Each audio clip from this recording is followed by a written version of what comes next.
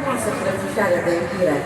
Eu m-am gândit atunci când mi-am scris cântecul ăsta la faptul că părinții noștri nu prea știau să ne plăcișeze. Nu așa, dragi părinți? Nu prea vedeam noi brațele deschise pentru plăcișare. De obicei, mama că ridica mâna zicea o vezi și nu putea. Dar noi putem să învățăm în plăcișarea de iubire și să facem cu copiii noștri. Se de muzica. Da, mulțumesc, Mari.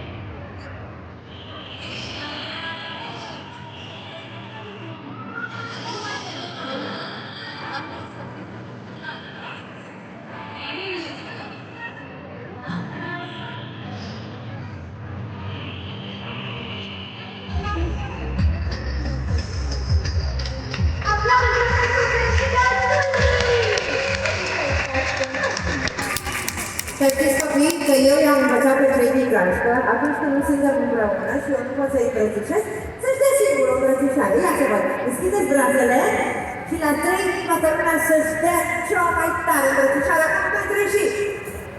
Super! Bravo! Bravo! Mama, mama, te rog frumos, cum poți acum, toți copii. Mai zi o dată. Mama, te rog frumos. Nu se poate. Dar nici nu știu ce vreau. Nu se poate. Te rog, mama, ești așa de bună.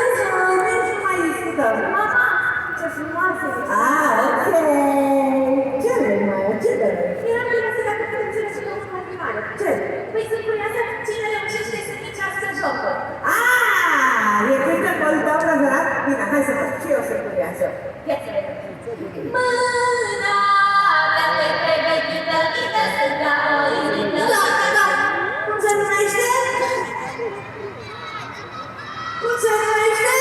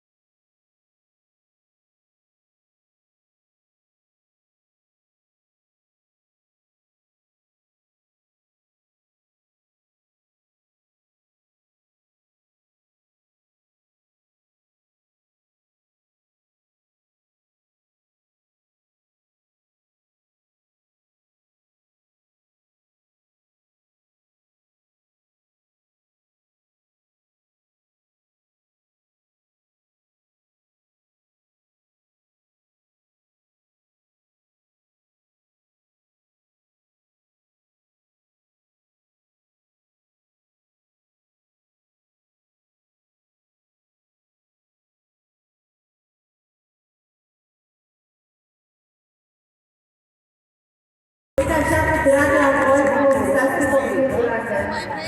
Mă bucur așa de tare că am scăpat. În același timp,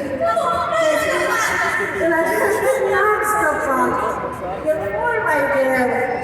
Așa că bucurați-vă că greutatea este fizică deocamdată. Pentru că cu fiecare an crește și dragostea, dar cresc și provocările și am o veste. Nu se termină niciodată. Dar și tu te mai duci la mama ta?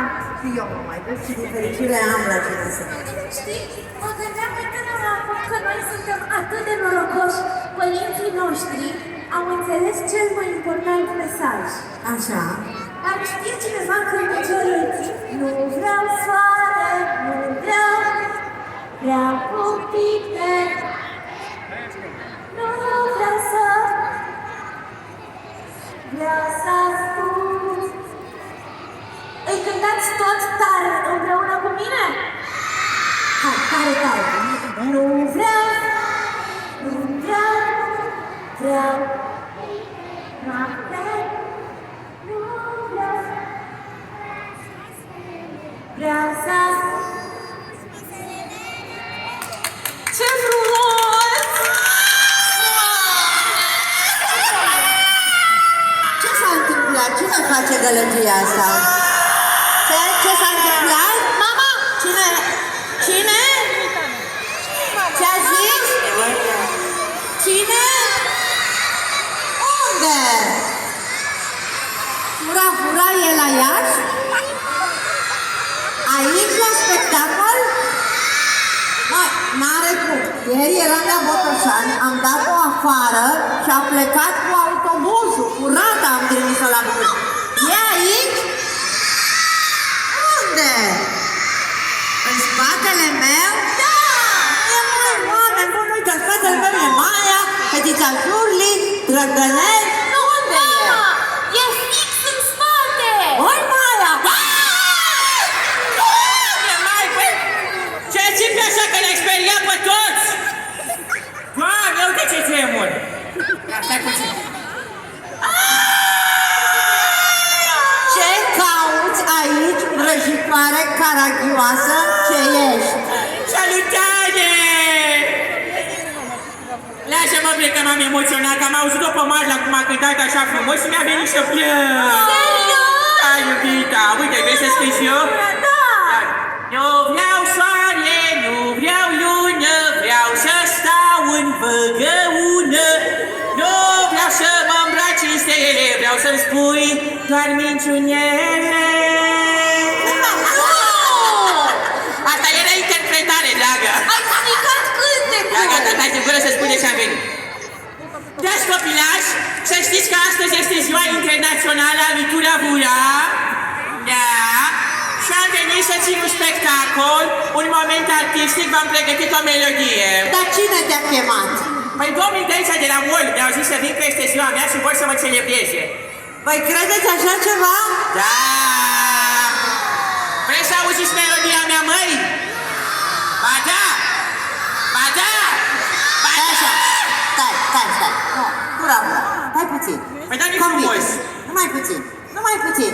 Copii, dacă tot a venit, eu zic să-i dăm o șansă, da? Că voi toți știți refrenul ăla cu Turavura, pe cine crezi că sperii cu mătura ta, da? Bine?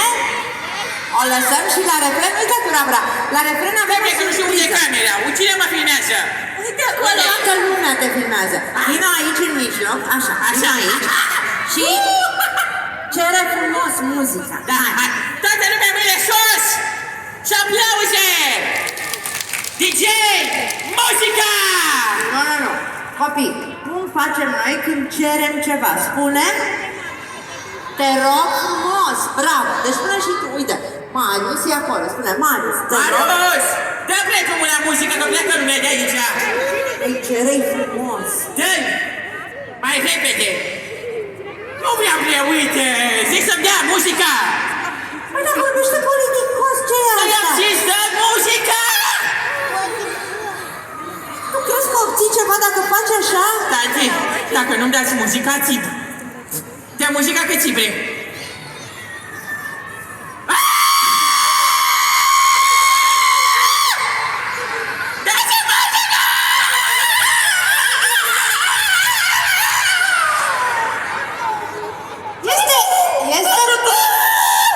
Este vreun copil care face așa când nu obține ceea ce vrea? Ajutor! Este vreo mămică ce se trântește pe jos dacă tati nu-i cumpără o poșetă? Sau un tătic care se tăvălește prin sufragerie dacă mami nu-l lasă la bere? Sau vreo bunică supărată să țipe? Nu! Uai! Bre, ai mâncat sarmale, că-ți miroase mâna sarmale. Hai, lasă, tura. Haide, și să dau muzică, că vreau să o să duc ceva educativ. Educativ. E o melodie educativă. Da, exact. Stai că-ți chemăm noi. Copii, chemăm noi muzica, da? Hai. 3, Te dragă. 2, 1, să vină muzica!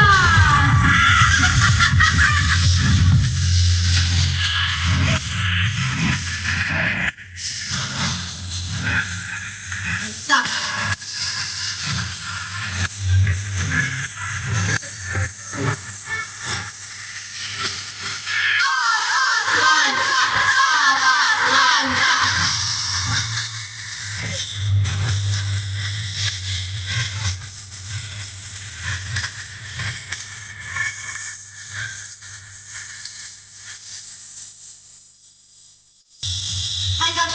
Ești pregătită?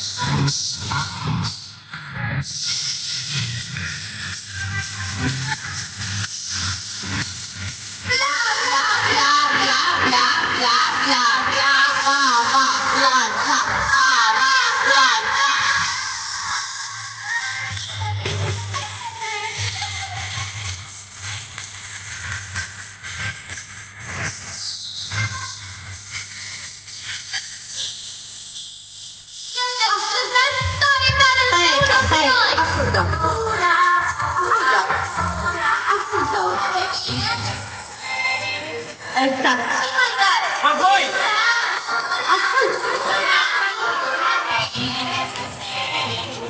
Și mai tare, copii!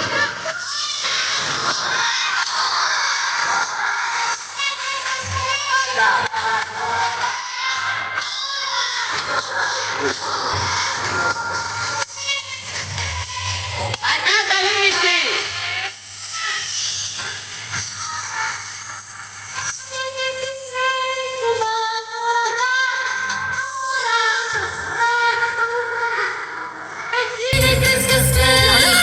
Lăsați-mă, lăsați-mă! Faptul că nu vorbești politicos, să știi că nu te face mai simpatică Turabura. Ești singura de pe lume care face așa urât. Nimeni nu mai Băi, face lasă-mă, așa. nu mă întreb ce-am pățit! Ce ai pățit? Am împins Marla mai devreme! Cine te-a împins? Marla! Dar eu nici nu eram aici, M-am Turabura! împins și am fugit după! Nu e adevărat! Că s-a simțit cu mușca pe căciulă! Copii, e adevărat? Da, Am prins-o Maia pe Turabura? da! Adică Turabura se preface? Nu mă vei face! Mai, Turabura. Doar că m-am supărat pentru că a strigat cu toți împotriva mea! Aș vrea să lași scena, să terminăm spectacolul, da? Haide. Păi stai puțin, Tanti, că eu mi-am dat seama că am greșit! Te-ai dat seama că ai greșit? Da, eu mi-am dat seama că am greșit, poate am venit așa, pentru că eu chiar am crezut că este un moment frumos pentru copii. Ok. Și acum mi-am dat seama că ei s-au supărat pe mine. Ok. Și poate îmi mai dați și mie o șansă și o să mă schimb să fiu o persoană mai bună. Vrei să-i dăm o șansă vrăjitoare Turabura? Mai dați-mi o șansă, una doar. Una doar. Spune, te rog frumos. Uite, un burtos. Spune, mulțumesc. Te ciupesc! Spune, iartă-mă. Nu vreau. Mai turavura. Dar faci zi-mi o promisiune mai frumoasă, pentru că asta nu e ok să promiți chestii dintre astea, Bri. Ba da, e ok să Ba- vorbești politicos, Ba nu. e ok să fii atent cu toată lumea. Nu e ok. Ba e ok. Ba, nu e ok!